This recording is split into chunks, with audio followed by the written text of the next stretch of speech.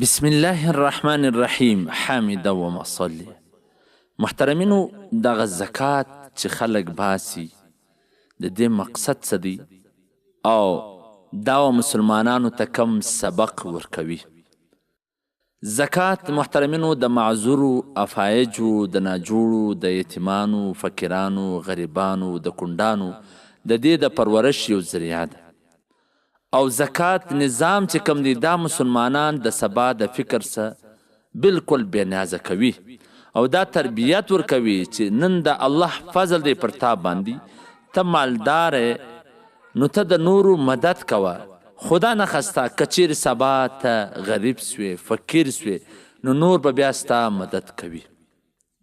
تا ته به دا فکر نه وي چې زموږ مفلسه سو، فقیران سو، زموږ به څه جوړیږي، موږ مړه سوله، زموږ د ښځو د کشنیانو به کم حشر وي.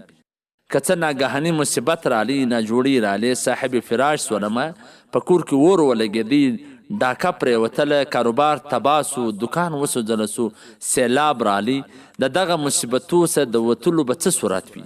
په سفر کې پیسې ختم سوې، د کور څخه د فورا راغوښتلو ترتیب نه وي او د ملګرو سره د پور غوښتلو څه صورت نه وي، نو دغه گذر دغه وخت به بیا څنګه تیریږي؟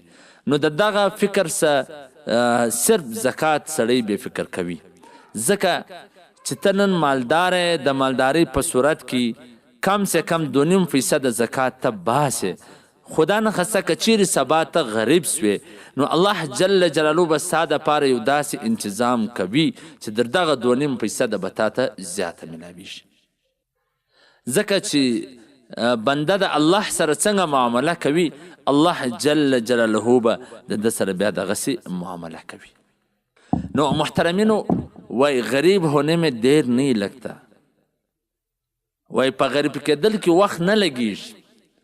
نو په کار دا ده چې د خپل وسعت ته پراخي او د مالدارۍ په وخت کې ته الله جل جلاله ته د خپل انشورنس ورکړي د دا پیسو. ته د الله جل جلاله سره داسې معامله وکړې چې الله در هغه زر واره غوره معامله بیا ستا سره وکړي. ځکه نن خلک ستا و کور ته ولاړ دي، ستا و دکان ته ولاړ دي، ستاسې غواړي. خدا نخسته تلک الایام نداولها بین الناس، الله به خلکو کې شپې ورځې ګرځي، سبا به داسې ورځ راسي ته به د بلو دروازه ته ولاړې. یو دم سیلاب رالی، زلزله وسوله، دکانو ور واخیستې، کاروبار ټپ سو. دا دنیاګري دا مشاهدې موږ ته راښکاره کړي دي، موږ لیدلي دي.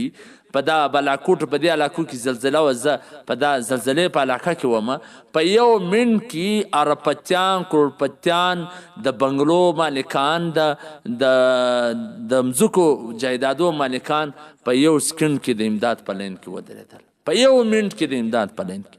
دا ټوله تیس نیس کړه الله. نو په دې کې په حالات بدلولو کې وخت نه لګیږي. نو په کار دا ده چې د سړی د خپل وخت څخه ګټه واخلي، د خپلو حالاتو څخه ګټه واخلي چې دغه کار پر ده باندې بیا همیشه دی داسې وي.